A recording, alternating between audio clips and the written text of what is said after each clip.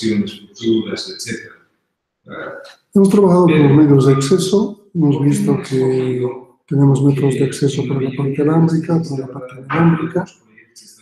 Entonces, vamos a dividir un poco esta parte en dos estándares, 802.3 propiamente dicha como Ethernet y el 802.11 como la inalámbrica. Vamos a ver un poco las diferencias, pero principalmente vamos a concentrarnos en lo que es Ethernet. ¿Está bien? Originalmente tenemos lo que ahora se llama Ethernet clásica, a diferencia de lo que se llama Ethernet conmutada. El Ethernet clásica ha surgido para resolver el problema del acceso múltiple. Un medio compartido y que todos deban acceder al mismo lugar. Entonces la idea era tratar de resolver el problema. La solución se ha dado a través de Xerox con la CSMA-CD que hemos podido conocer. Y luego, cuando ya los concentradores o hubs han sido reemplazados con los conmutadores o switches, esta red ha evolucionado y ha dejado de ser Ethernet clásica y ahora se ha llamado Ethernet conmutada. Entonces, Ethernet conmutada vendría a ser el trabajo con switches. La Ethernet clásica empieza de 3 a 10 megabits por segundo, 2.9 más o menos, y la de Ethernet conmutada convierte lo que es Ethernet en Fast Ethernet, Giga Ethernet, 10G Ethernet, etcétera, etcétera, con distintas velocidades que permite manejar esto. En la actualidad, solo se debería utilizar Ethernet conmutada. Y digo se debería porque hay muchas instituciones que todavía tienen hubs instalados y que van a incidir de alguna manera en el uso del CSMA-CD. Entonces, una tarjeta de red actual todavía tiene incorporado el algoritmo CSMA-CD, porque la tarjeta tiene que justamente intentar acceder al medio independientemente del dispositivo tecnológico que esté al centro. Esa es la idea. Pero el switch va a hacer el trabajo. Entonces veamos que vamos a ver históricamente que la IEEE 802.3 han ido evolucionando en lo que ahora conocemos como Ethernet, Fast Ethernet, Giga Ethernet, 10G Ethernet, 40G Ethernet, 100G Ethernet y actualmente los últimos como 400G Ethernet. Ahora, en la bibliografía no se diferencia específicamente lo que es Ethernet y lo que es IEEE 802.3. Normalmente se lo denomina Ethernet y se está haciendo alusión a la IEEE 802.3. Partamos de la IEEE 802.3 Ethernet clásica. Les decía que había sido inventada por Xerox. Hemos visto el video donde su inventor justamente ha mostrado los entretelones de esto. La idea era que permitía conectar 100 computadores en un área de 1 kilómetro a una velocidad de 2.94 megabits por segundo. Se ha creado una corporación o una asociación de empresas llamada DICS, compuesta de Xerox, DEC e Intel, que han mejorado esta versión de transferencia a 10 megabits por segundo. Y esas han sido las primeras que hemos conocido comercialmente, las de 10 megabits por segundo. A esa con cable coaxial grueso o delgado, le hemos llamado 10 base 2 o 10 base 5. ¿Está bien? Y esa es la que se ha ido a la estandarización, la creada por DICS. Se ha estandarizado en lo que ahora conocemos como la IEEE 802.3. Inicialmente se ha utilizado el cable coaxial en 10 base 2, 10 base 5 y luego se ha utilizado el UTP en 10 base T. Seguimos con 10 megabits por segundo, pero ya utilizamos par trenzado en una topología en estrella. ¿Está bien? La red de Ethernet sabemos que está compuesta de uno o más segmentos de cables que están unidos por elementos centrales y pueden construirse con diferentes tecnologías. Hemos también visto en las clases anteriores que tenemos una nomenclatura X y Z, donde X implica la transferencia media en megabits por segundo, la Y implica el tipo de tecnología de transmisión que estamos usando, puede ser banda base o banda ancha, y Z identifica inicialmente la longitud máxima del tramo sin repetidor. multiplicado por cientos de metros. O sea, 10 base 2 implicaba 200 metros, 10 base 5 implicaba 500 metros, 10 base 36, 3600, etcétera, etcétera. Y luego ha sido reemplazado por una letra en lugar de un número, a partir de la tecnología UTP. Una T ha reemplazado lo que vendría a ser 10 base T, Twisted Pair, o una F vendría a ser Fiber, que vendría a reemplazar a lo que sería el término para fibra óptica. Todas estas seguimos en 10 megabits por segundo. Hemos hablado de 10 base 5, hemos hablado del cable coaxial grueso, que se llama Thick Ethernet, y que inicialmente, dada este estándar, permitía una tasa de transferencia de 10 megabits por segundo. Manejamos banda base, la modulación que se utilizaba en el momento era Digital Manchester, la que se utiliza, y los segmentos pueden tener hasta 500 metros. Distancia máxima entre repetidores, y entre máximo que se podían colocar de por medio eran 4 repetidores, así que estamos alcanzando como 2500 metros en extensión completa. Y los computadores, al menos, como mínimo, deberían separarse en 2.5 metros. La longitud bueno, aquí volvemos a repetir, 2,5 kilómetros, y se podían colocar 200 computadores en cada tramo. Entonces, esto permitía que tengamos un espacio extenso de una red de Ethernet. El campus de la San Simón tenía inicialmente este tipo de topología, un bus de cable coaxial grueso y que tenía repetidores cada cierto espacio de 500 metros y que permitía alcanzar todo el campus. Y el campus es más allá de los 500 metros, si se pone a analizar. Entonces, nos podría dar un máximo de 1000 computadores. Claro que en su momento no existían tantos computadores en San Simón, pero ya se tenía una red en ese alcance. ¿Está bien?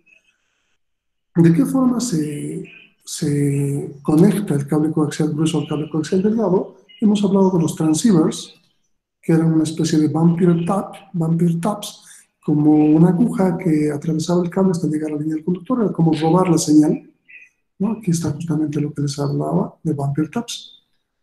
De ese transceiver que está robando la señal del cable coaxial grueso, salen 15 cables que pueden tener longitud máxima de 50 metros y que nos permite conectar a interfaces de computador. Entonces, ahí se podían unir a repetidores o a dispositivos de bus delgado directamente. Tenemos 10 base 2, llamado también Ethernet coaxial fino o Thin Ethernet. Inicialmente también permitía 10 megabits por segundo, utilizábamos banda base y los segmentos a lo sumo podían alcanzar 200 metros. En la práctica, 185 metros. O sea, jamás se ha alcanzado 200 metros con este tipo de redes, pero es la teoría. Para poder conectar la computadora o los dispositivos utilizamos un conector en T del tipo de conector BNC, que son los Bayonet, ¿no? Que les he mostrado en el momento de que estábamos revisando esto. Esto es Ethernet 10 megabits por segundo, es Ethernet clásico. A partir de Ethernet Fast o Fast Ethernet se considera el cambio a Ethernet conmutado, porque ahí es donde se ha incorporado un switch. Sin embargo, muchos hubs alcanzaban todavía la velocidad de 100 megabits por segundo, es decir, Fast Ethernet con hub y Fast Ethernet con switch. Entonces, es un poco difícil diferenciar que Fast Ethernet ha sido el punto de quiebre entre la red conmutada y la Ethernet clásica. Podríamos considerar simplemente el tipo de dispositivo.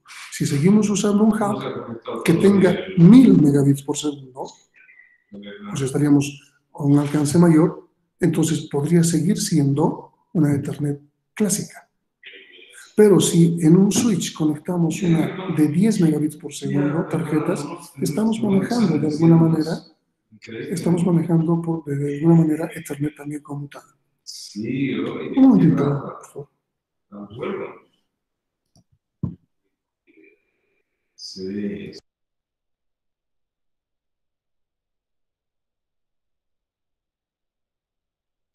Bueno, lamentablemente tenemos otros colegas que están dando también sus clases, ¿no? Entonces es un poco difícil separarlos. Vamos a tratar de seguir manejando. Entonces, les decía que la diferenciación está en el uso del dispositivo. O usamos un hub o usamos un switch. Esa es la idea. ¿Está bien? Si utilizamos hub, Internamente tenemos lo que la gráfica nos muestra. Tenemos distintos elementos. Bueno, ¿Qué van a hacer? Porque en menos de una semana, ¿qué cosa pueden aprender?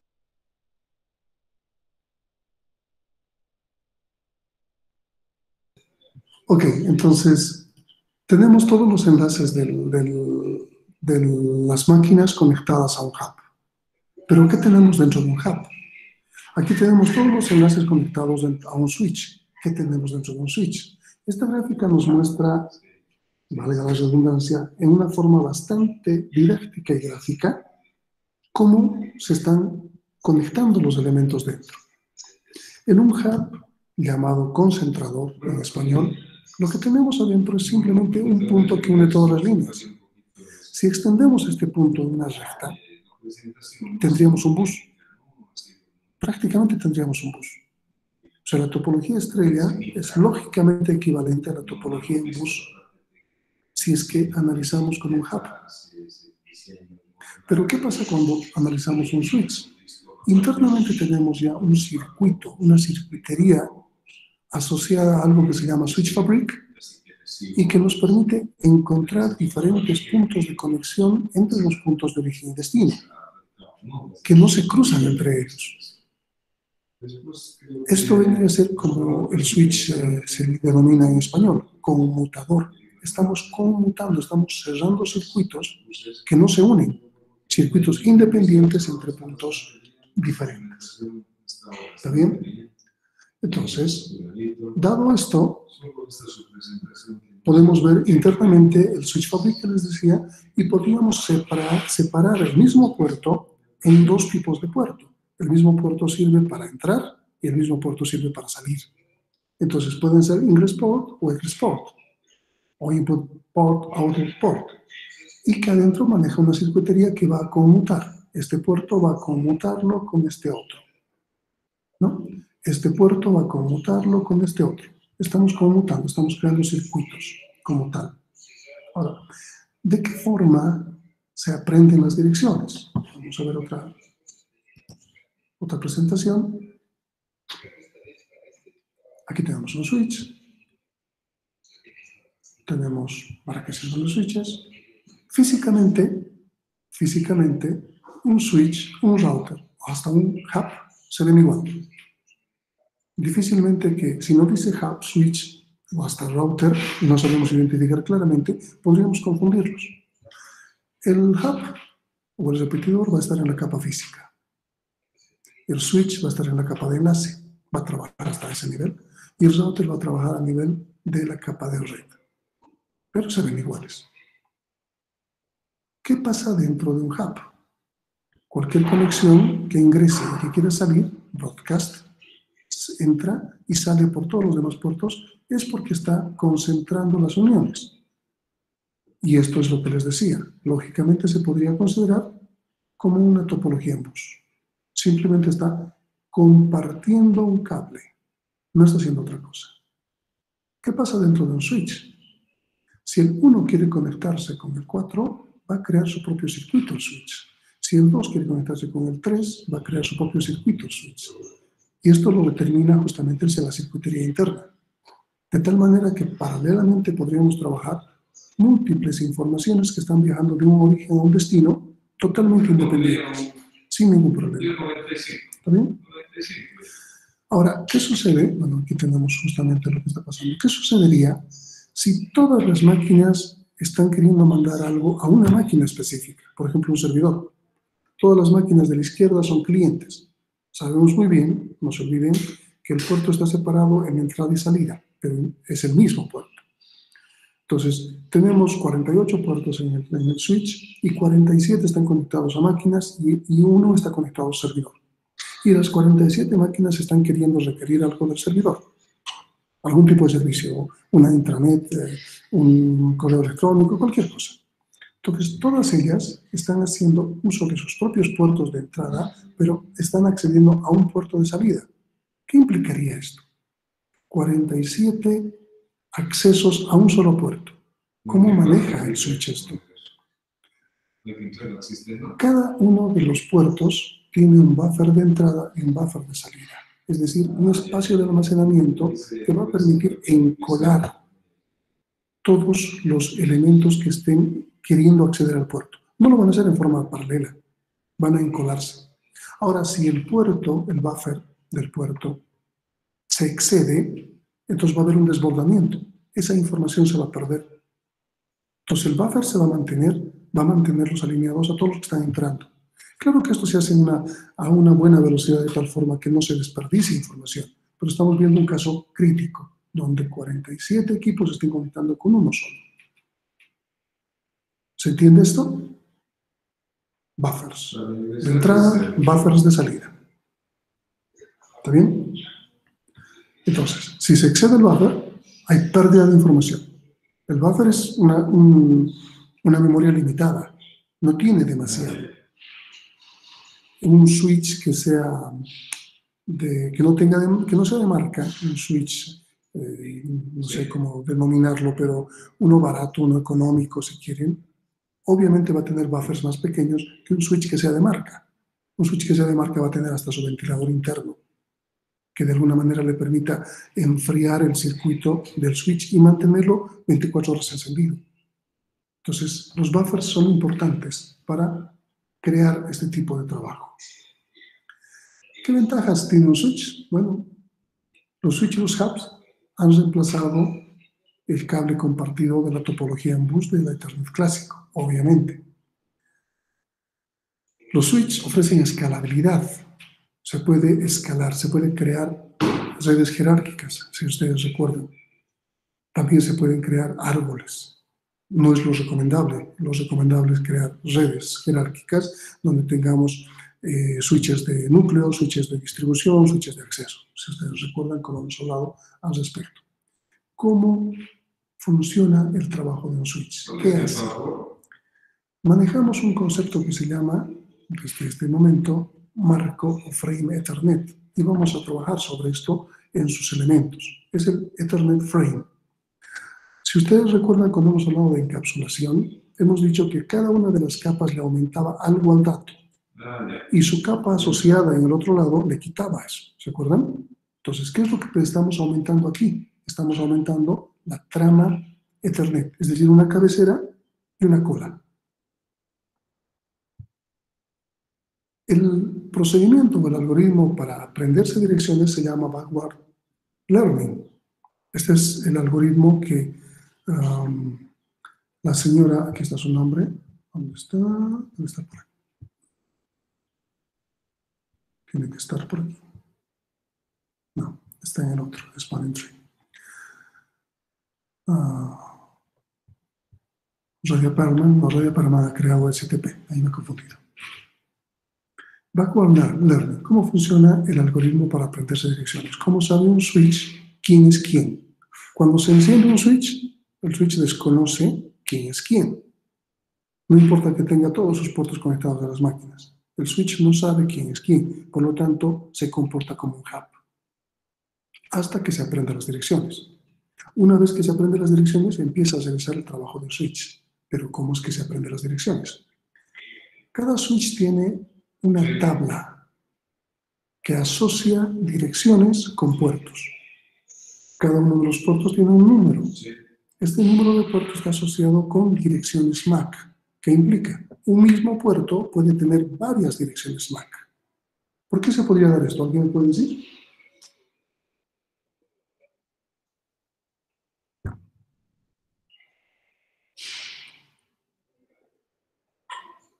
¿Por qué un mismo puerto podría tener varias direcciones MAC? ¿Máquinas virtuales? No. Vamos a dejarlo pendiente. Para llenar la tabla, el switch mira la dirección fuente de la trama que está entrando. Porque la trama que está entrando tiene dos campos. Bueno, dos entre muchos. Tiene dirección destino, dirección origen. ¿Qué es lo primero que sabe? Si está entrando por el puerto 2, por ejemplo, sabe quién está conectado al puerto 2. ¿Qué es lo que tiene que anotar? ¿Dirección fuente o dirección destino? Al puerto 2.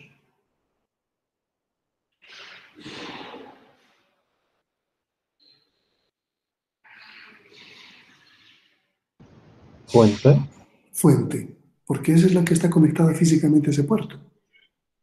Entonces, lo que va a anotar es, va a asociar el puerto 2 con la dirección origen, dirección fuente. Ahora, ¿cómo sabe a dónde tiene que mandar la dirección destino? Revisa su tabla y en su tabla ve la dirección destino asociado a qué puerto está. Pero como se hace sin el switch, no sabe. No existe una dirección con ese puerto, la que está buscando. Entonces, ¿qué hace? Va a mandar un broadcast a todos los demás puertos, preguntando a quién le corresponde la dirección MAC X. Broadcast. Por eso les decía que inicialmente un switch se comporta como un...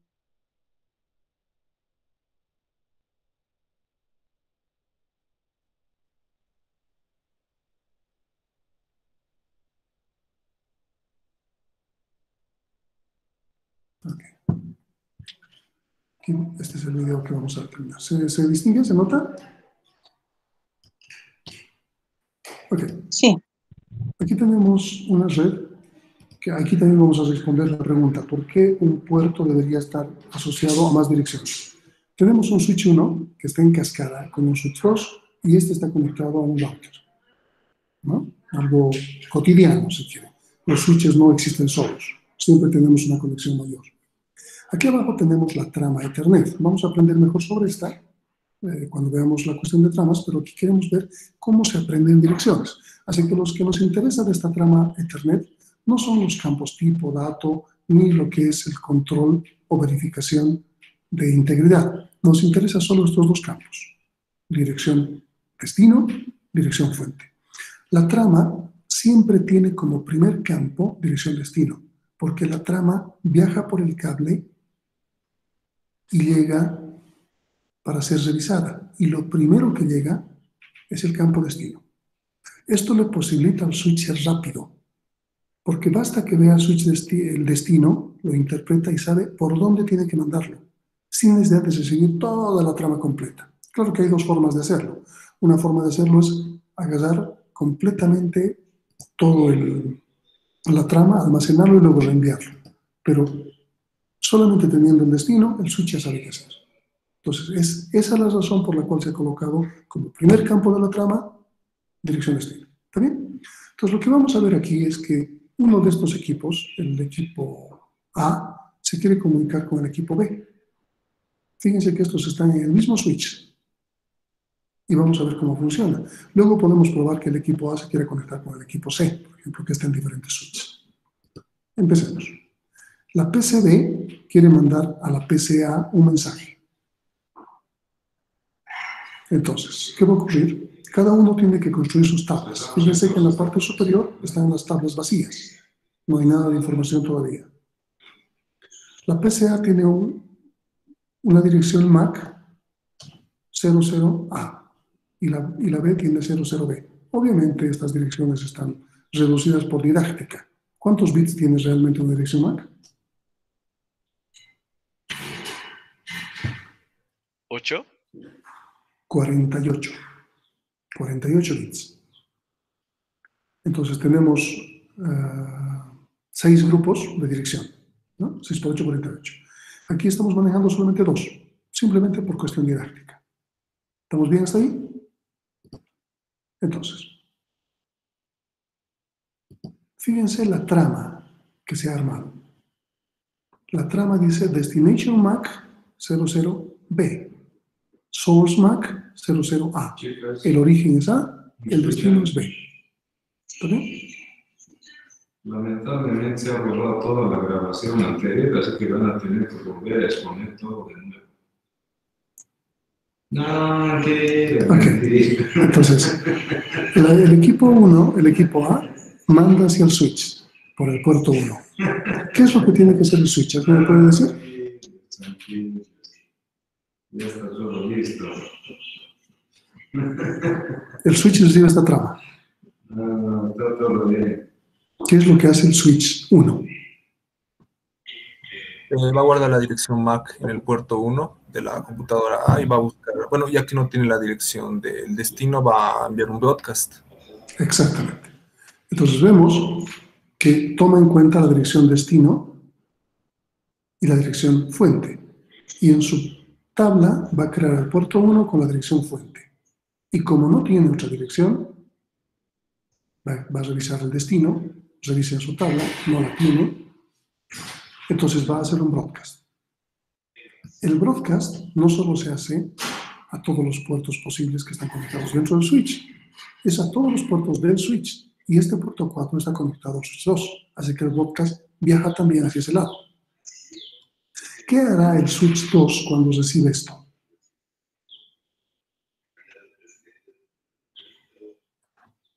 Revisar en su tabla e igual hacer un broadcast si no hay. Ok, pero ¿qué hace antes de hacer el broadcast? En el puerto 1 va a guardar la MAC del switch 1. No. El switch 1 tiene dirección MAC, sí,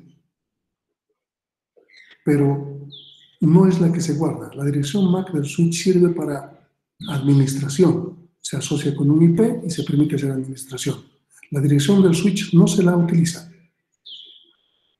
¿Qué es lo que se guardaría en el switch 2 en el puerto 1? La dirección MAC de la PCA.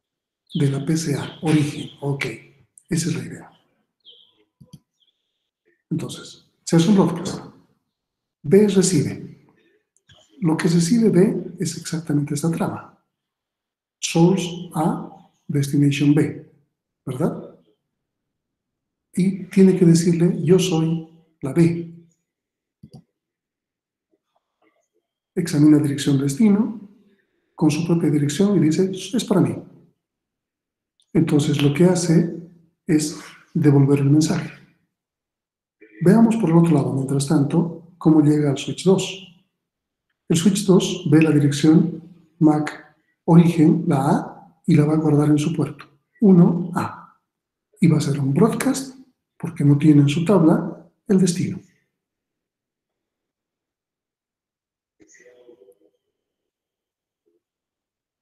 Entonces va a hacer un broadcast. C y el router van a decir, no es para mí, porque van a revisar su dirección destino comparado con la dirección destino de la trama. Entonces no es para mí, lo descarto. Y lo mismo va a hacer el router. El router en este caso, a ver, la diferencia. La dirección que estamos tomando aquí de este puerto no es del puerto, es del router. O sea, el router en este puerto tiene una dirección. Y como tal, cada uno de ellos tiene su dirección. Claro que en el router la dirección de esta se asocia con un IP, cada uno de los puertos. El switch, su dirección MAC, se asocia con un IP, pero como administración. Cada puerto no tiene dirección IP, no puede tener dirección IP. Es la diferencia con un router. ¿Se entiende esa parte? Todo el switch tiene una dirección MAC, que se puede asociar con una dirección IP. Todo el switch, pero es para administración. Cada puerto solo tiene dirección MAC, que no se asocia con IP. En el caso del router, el router completo no tiene una dirección, pero sí cada uno de sus puertos tiene una dirección MAC, que se puede asociar con una dirección IP. ¿Está clara la diferencia?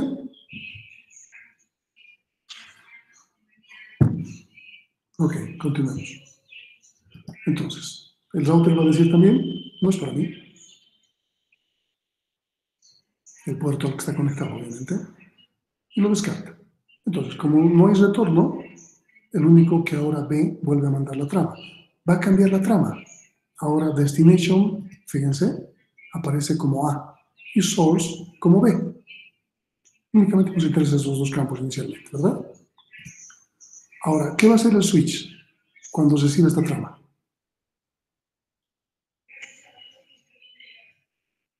Revisar su tabla. No. ¿Qué es lo primero que hace el switch? Volvemos a lo al principio.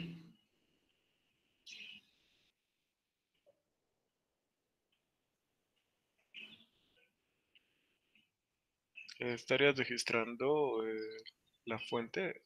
Exactamente. Es lo primero que hace. Así que, ¿qué va a poner?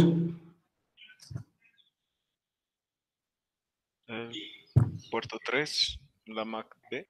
Exactamente. Entonces revisa origen y pone, siempre las tablas se llenan con orígenes, no con destinos. Eso tienen que recordar.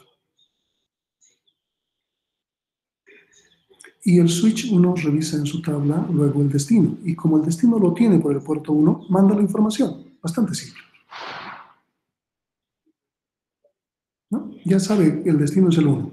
Entonces manda la información. Ya sabe por dónde hacerlo. ¿Sí?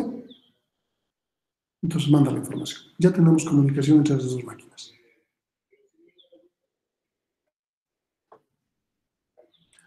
Lo que vamos a hacer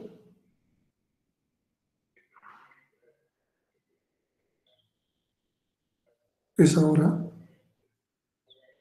una variación, el mismo esquema. Vamos a mandar de la A hacia el Internet. ¿Está bien? Entonces, A quiere comunicarse con el Internet. A se quería comunicar al rato con B y hemos visto cómo funciona. Pero A quiere salir ahora a Internet. Entonces, Destination MAC, perdón, Source MAC es la A. Destination, el Gateway, el puerto del router que le permite saltar al Internet. A eso le llamamos Gateway. El puerto del Gateway. El puerto del Gateway está asociado con un IP. Normalmente la máquina sabe cuál es su IP del Gateway. Pero a esta altura no nos interesa IPs. Entonces necesita saber la dirección destino del Gateway. ¿Ok? ¿Qué sucede? El switch 1 recibe esa información. ¿Qué va a hacer el switch 1?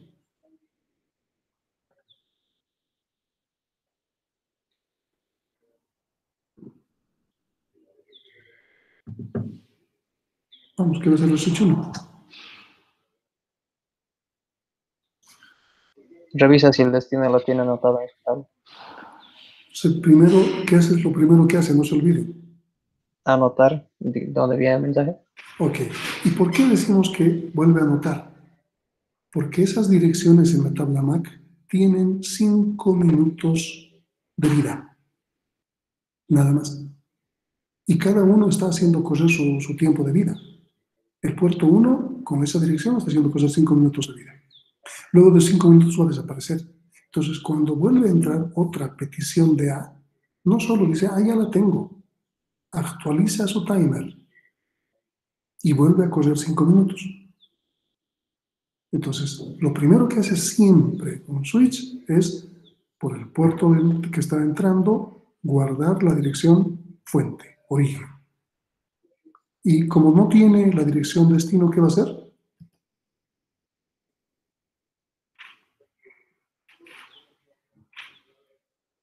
¿Qué va a hacer?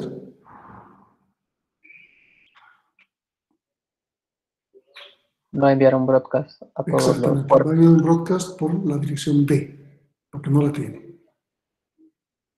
No va a ir por el puerto 2 y 4 del switch 1 porque no están conectados. Va a ir por el 4, que está conectado, y por el 3. 3 obviamente va a comparar su dirección B con D, no es, lo descarta. ¿Qué sucede con el switch 2? Ahí paramos otra vez. Coincidentemente, el puerto de entrada 1 también tiene la dirección origen A. Simplemente va a actualizar su temporizador. Pero podría ser la B la que se quiere comunicar al Internet. Si fuese la B, ¿qué guardaría aquí? Un poco acotando lo que decía Boris. Simplemente las chicas ¿El puerto número 3? sigan adelante. Ya, ¿qué anotaría exactamente aquí? ¿Qué sería? ¿Qué puerto y qué dirección? Que no es fácil. No es fácil llegar adelante, no es fácil. Si fuera la B, sería el puerto número No es 3, fácil hacer un proyecto. la MAC 00B. Y no, a mí me entristece mucho. Puerto 1, MAC 00B. Exactamente. Ahí está la respuesta de la pregunta que he hecho hace rato. Un puerto puede tener más direcciones MAC. ¿En qué circunstancias? ¿Se acuerdan? Esta es la respuesta. Aquí vamos a poner 1, 00B. Porque a través del puerto 1, todas estas 4 posibles máquinas se van a conectar con esta otra. Entonces va a haber 1, 1, 1, 1 y A, B, C, D, lo que corresponda. ¿Entiende? Se repite en la tabla. Okay. Entonces, veamos. Entonces, actualiza, en este caso, 1A. No va a actualizar otra cosa, no añade. Y luego busca el destino. Como no está, hace un broadcast. Gracias. En este caso, C compara su dirección con el destino. Como no corresponde, descarta la trama. Llega al router. El router compara su dirección, el puerto del router compara su dirección con el destino de la trama y coincide. Entonces, ¿qué tiene que hacer? Enviar una trama de respuesta. Y en la trama de respuesta, fíjense cómo ha cambiado ahora. Dirección origen de dirección destino A. Entonces, el principio es simple. El router va a mandar, ese puerto del router va a mandar un mensaje con esa trama. No importa lo que los datos de momento, ¿no? ¿Qué se llenaría ahora en el switch 2? ¿Qué llenaría el switch 2?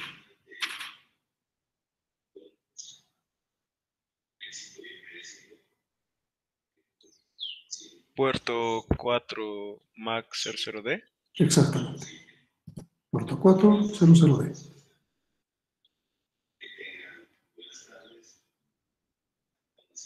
Y va a buscar dirección destino. Tiene dirección destino. ¿Por dónde tiene que mandarla? Por puerto 1. Va a llegar ahora al switch 2. ¿Qué va a guardar el switch 2?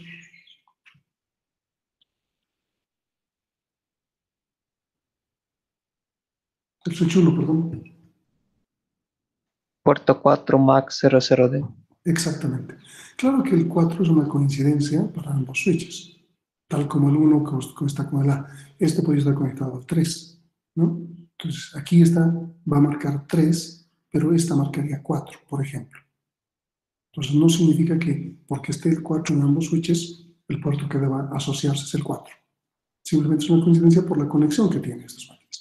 Vuelvo a repetir, el router puede estar conectado al 3. Entonces, aquí estaría 3 y aquí aparecería 4. ¿Está bien? De esta forma se llenan las tablas. Nada complicado. Dura 5 minutos cada registro. Ustedes van a hacer una práctica al respecto para ver cómo funciona esto en el Packet Tracer. ¿Está bien? ¿Alguna duda hasta ahí? Inge, disculpe, ya tengo una duda. ¿Qué Dime. sucede con cuando se desborda el buffer de un switch? Se pierde la trama.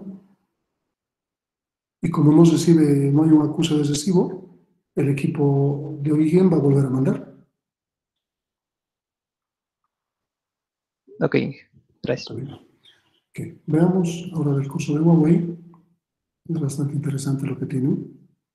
Vamos a ver el entramado de Ethernet, lo que nos interesa a un poco más revisar dentro. ¿Está bien? No, es lo que no me gusta esto. Bueno, tenía las presentaciones, no recuerdo usarlo. Ya. Aquí tenemos las comunicaciones en la red. Tenemos por un lado las LAN y por un lado las WAN. Las LAN a nivel de enlace se maneja a 800, bueno, a nivel de estándar se maneja a 802, hemos visto, y en WAN existen diferentes estándares. También la Ethernet, pero también existe PPP, HDLC, que vamos a ver en nuestro siguiente tema. Esto significa que le da la base para funcionar con cualquier protocolo de capa superior. Uno de ellos es TCP/IP, podría ser con OSI, podría ser con OSI, podría ser con IBM. Es decir, a nivel bajo, no depende de la máquina, no depende del hardware ni del software. Claro que cada uno, IBM manejaba su propio hardware, que no era Ethernet. Manejaba Token Ring. Novel Network manejaba Ethernet. OSI manejaba Internet. TCP/IP maneja cualquier cosa. A TCP/IP no le importa lo que esté conectado aquí abajo. Que le entreguen conectado hace que funcione a nivel de software. Pero entonces, esta base podría funcionar para cualquier esquema. Es lo que nos quiere mostrar ese diagrama. Lo que nos interesa, lo que estamos revisando ahora, son justamente la transmisión de flujos de bits y la provisión de un acceso al medio y un enlace, una administración del enlace. Es lo que estamos viendo. Cuando tenemos dos equipos, punto a punto, el host A con el host B, vamos a manejar una cabecera Ethernet que se le aumenta, y una cola Ethernet a los datos. ¿Está bien?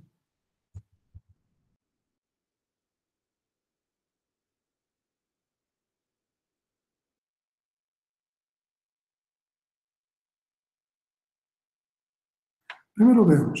La Ethernet 2 romano tiene, no sé si se ha saltado esto. Ah, se está saltando, por eso me parecía raro. Una página. Sí.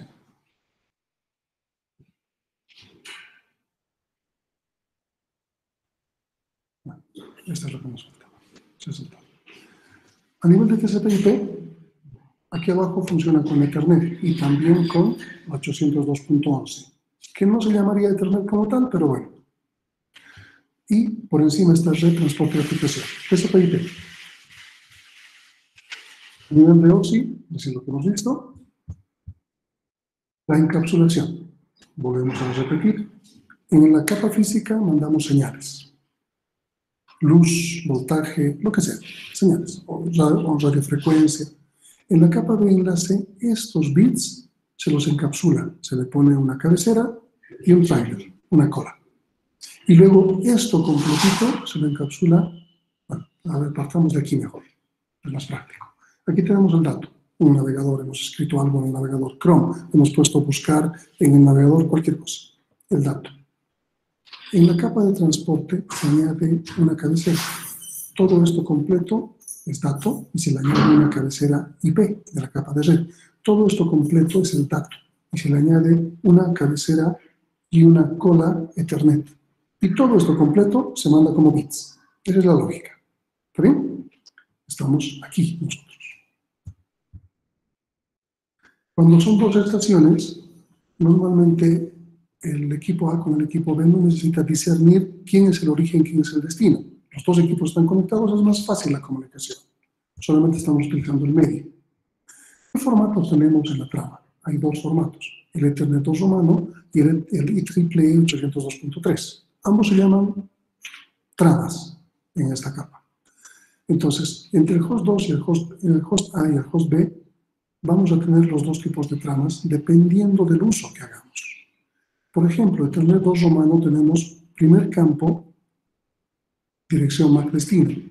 Segundo campo, dirección MAC fuente. Tercer campo, tipo. Luego los datos, ya saben qué contienen los datos. Y el checksum, o la verificación, para ver que todo esto está bien. La diferencia de la IEEE 802.3 tiene dirección destino, dirección fuente. Siempre la dirección destino es la primera, no se olviden. Longitud, control de enlace lógico, snap, los datos, un bloque. ¿Cuál es la diferencia de usar uno u otro? Simplemente el tamaño de la trama. Si el tamaño de la trama es 1500 para arriba, se utiliza Ethernet 2.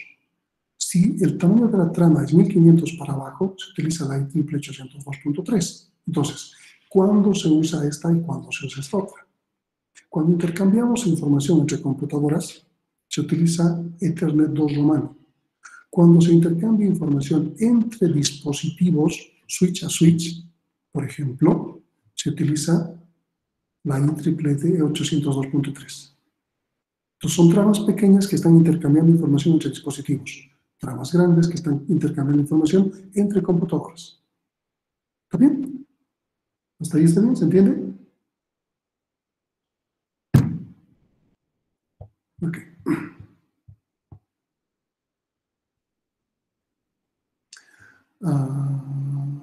Aquí está. La trama 2, Ethernet. 6 bytes, 6 por 8, 48, les decía hace rato, ¿se acuerdan? Solamente estamos mostrando 2 bytes. Entonces son 48 bytes de dirección de destino, 48 bytes de dirección de origen. 2 bytes para el tipo. Y en el tipo normalmente solo pueden existir 2. Bueno, ahora, como esto era multiprotocolo, aquí podía existir cualquier tipo de protocolo, ¿no? El tipo. Pero actualmente solo usamos 2. Si es IP, está con valor 0800. Si es ARP, que vamos a verlo en el siguiente tema, está en 0806. Estos son los valores que viajan cuando estamos utilizando redes TCP/IP. Los datos pueden ser de 46 hasta 1500, o sea, lo mínimo que puede ser 46, vamos a explicar luego por qué, y máximo 1500. Y el checksum, la verificación, tiene 4 bytes. ¿Está bien? No se olviden, 800 IP. Esto es importante. 802.3 igual tiene campo destino y campo origen de 48 bits. La longitud del LDC y snap, lo que nos interesa es este valor. ¿Qué tipo de trama es? Estos son controles internos que para nuestra materia, para la parte que estamos avanzando, no nos interesa. Nos interesa el tipo. Dentro del snap, del campo snap, tiene un subcampo de 2 bytes llamado tipo. Y aquí el único valor que puede tener, ya saben, es multiprotocolo, podría tener varios, pero ahora el único valor que tiene es STP 0,03, 0x03, el valor 3 en la práctica. Esto corresponde a Spanning Tree Protocol y vamos a verlo en este mismo tema y van a hacer ejercicios al respecto. Entonces, utilizamos 802.3 cuando se están comunicando entre switches. Utilizamos Ethernet 2 romano cuando se están comunicando entre computadoras. Eso tiene que estar totalmente claro. Cuando es 802.3 se utiliza solamente el valor tipo Spanning Tree Protocol.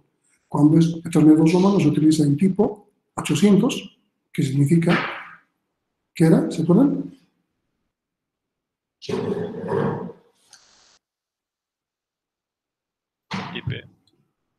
IP. Y el otro es ARP. Son los 3 elementos, los 3, STP, IP y ARP, los que nos van a permitir jugar a nivel de capa de enlace. ¿Cómo se hace el forwarding o el reenvío de tramas? El campo más importante es campo destino, es lo que les decía. Cuando el A está mandando a B, el campo destino dice C8, es esta, no, perdón, ¿dónde está? 10, 0B, A, es otra dirección. Ninguna de estas, ¿no? Ninguna de estas. Entonces, este equipo está queriendo mandar a este. Hay un error, ¿no? Debería tener campo destino, está. No importa. Lo que va a revisar el switch que esté al centro, porque esto no significa que sea conexión punto a punto, el switch que esté al centro va a revisar campo destino. Y en función de eso va a hacer algún tipo de broadcast o va a revisar sus tablas. Siempre revisa de toda la trama, lo primero que revisa es el campo destino. Por eso es lo primero que está, para facilitarle su trabajo. Existen 2 formas, tal vez eso sería bueno antes de que no vamos a verlo, pero quiero que, ¿por qué razón revisa? Tenemos 2 tipos de formas de acceso. Esto lo van a ver los que están viendo el curso de Cisco, para que no quede suelto. Un switch puede trabajar con el método de corte.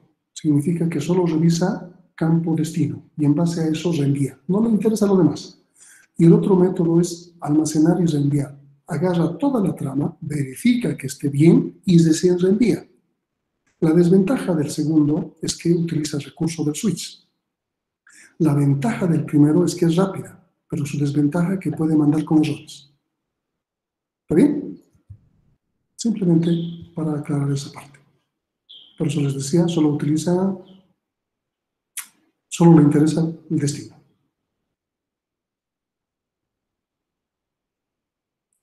Estamos perdiendo.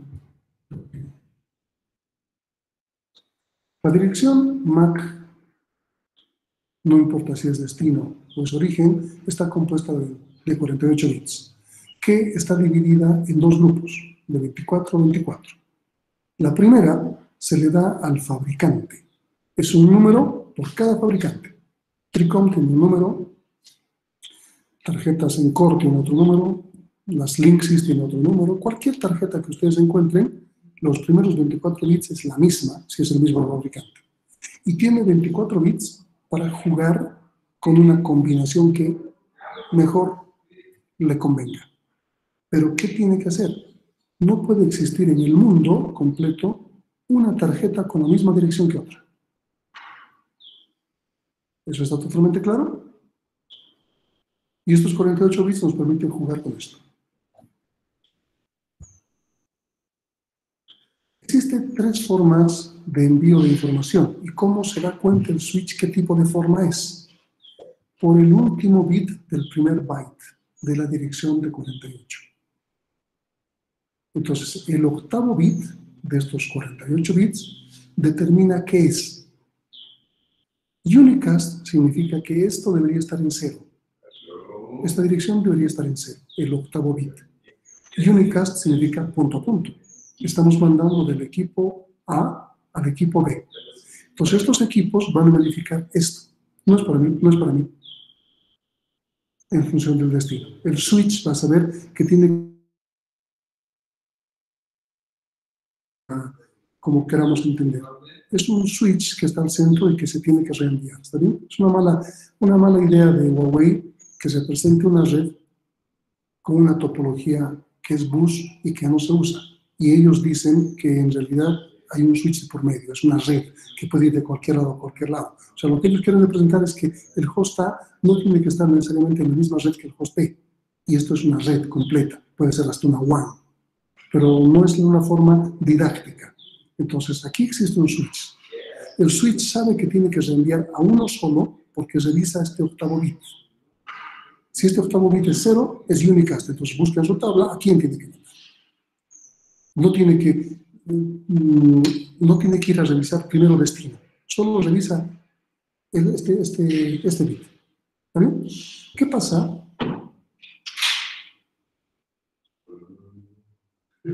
Estamos unicast, ¿está bien? ¿Qué pasa si es un broadcast? Obviamente, si es un broadcast, los 48 bits están llenos de FFF.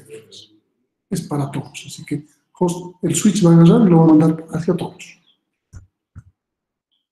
Es multicast. El octavo bit, en vez de un 0, es un 1. Entonces, es a varios.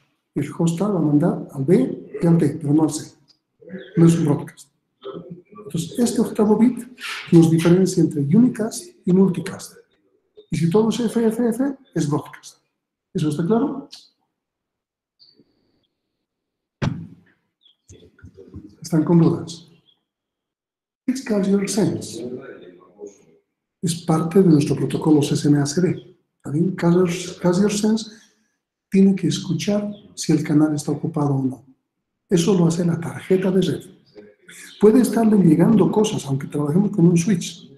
Entonces no va a mandar para no colisionar consigo misma. O sea, mi máquina es esta y aquí hay un switch. El switch se encarga de que no le llegue nada que no sea lo que le corresponde, ¿verdad? Pero entonces, cada máquina, su tarjeta de red tiene que verificar. El canal está libre si es que no le están mandando nada a él. Pero está ocupado si está recibiendo cosas. Es un solo medio. Entonces puede ocurrir una colisión. El Carrier Sense le permite saber si está ocupado el canal para sí mismo. ¿Cómo se procesa los tramas? La máquina A manda al equipo B a través de un switch y viaja esto. 0800. Aquí está 80. ¿Qué significa? IP. Entonces sabe que adentro, en estos datos, está un datagrama IP. Así se llama. Esto le está indicando que aquí adentro hay un datagrama IP. Entonces lo que tiene que hacer es, una vez que se procese, esos datos tiene que pasarlos a una capa de nivel superior que se llama capa de red. Porque le está diciendo eso.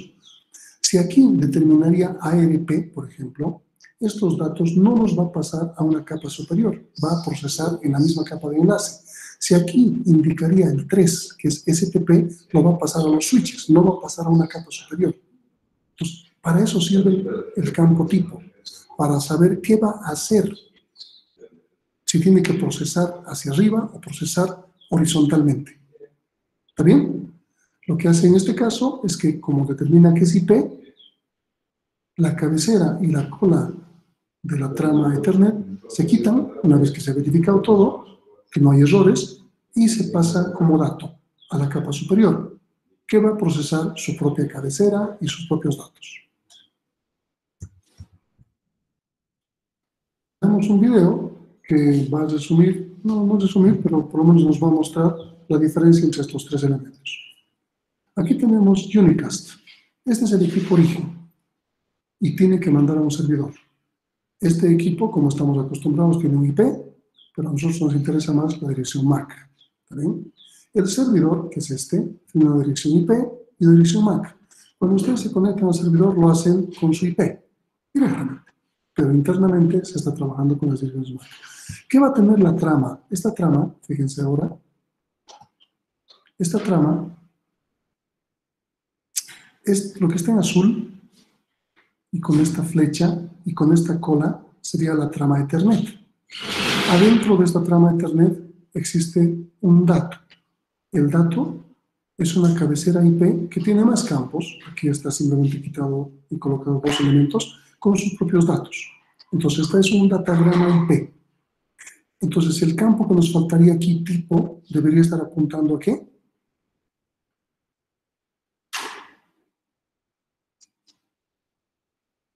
El campo tipo de la trama Ethernet, ¿a qué estaría apuntando? A un 0800, que es IP. ¿Qué tipo de trama estaríamos usando? ¿Un Ethernet 2 romano o un 802.3? Ethernet 2 romano. Ethernet 2 romano, ok. Entonces, MAC destino, fíjense, es el primer campo de la trama. Sin embargo, en la cabecera IP es el último campo, porque a la cabecera IP no le interesa que haya un elemento que determine al principio cualquier cosa. Ya está encapsulado, así que no le interesa la posición que ocupa.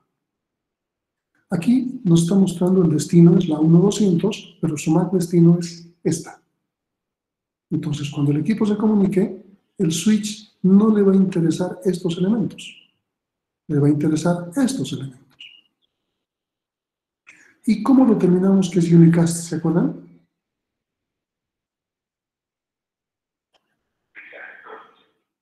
Porque aquí el título dice unicast. ¿Cómo sabe el switch que esto es unicast? Que tiene que mandar un solo equipo. Cuando inicia con 0. No, no inicia con 0. ¿Qué es? El octavo bit es 0. Entonces aquí tenemos este 0, implica que todos los bits de este octavo, de este byte, son ceros. Pero esto también nos está indicando que el octavo bit de este primer byte es 0, obviamente. Entonces esto es unicast para el switch. Veamos. Manda, el switch verifica y solamente hace unicast. A un solo equipo le está mandando. Simple. ¿Cómo ha determinado? Ahora esto es multicast. ¿Qué implica? MAC de destino, esta MAC destino está asociada a esta IP destino. Esta IP, vamos a aprender en el tema 5, es una IP de multicast. Significa que múltiples equipos pueden tener la misma IP. Van a tener internamente diferentes MAC si quieren, pero la misma IP. Esto funciona a ese nivel. ¿Está bien? ¿Cómo sabe el switch que es una trama multicast? Por el octavo bit, que es 1. Aquí tenemos el 0, 1, justamente, y estamos representando que es multicast. ¿Qué va a hacer el equipo? El switch manda el mensaje y va a mandar al grupo correspondiente. Los demás, no. Broadcast es mucho más simple. Broadcast en la de destino tiene que estar todo FFF. El IP destino, .255 al final. Es decir, broadcast de todo mi grupo de IPs. Esto representa, o es el equivalente, 255 y en una MAC destino puro FS. Entonces, ¿qué va a hacer el switch? Le llega y manda a todos. Esa es la diferencia entre unicast, multicast y broadcast. ¿Estamos bien? ¿Estamos bien? Ok. Antes de avanzar, vamos a ver el spanning tree. Aquí tenemos una conexión de varios switches, pero no estamos haciendo precisamente, se nos ha vencido el tiempo. Ok, vamos a dejar el spanning tree y lo que nos queda para la siguiente clase. ¿Dudas hasta el momento? Hemos visto cómo funciona un switch, Hemos visto la trama Ethernet, cómo se llena la tabla de un switch y que estamos hablando de una red conmutada. ¿Alguna duda hasta ahí? Ingeniero, disculpe, me surgió una duda justo ahora. Al momento de enviar el mensaje, ¿cómo yo sé cuál es la dirección del destino? O cómo yo sé que, por ejemplo, una computadora es la propietaria de una dirección MAC específica. Ya, de eso se encarga el protocolo ARP. Tú no sabes. Tú lo que sabes de momento es, quiero conectarme con este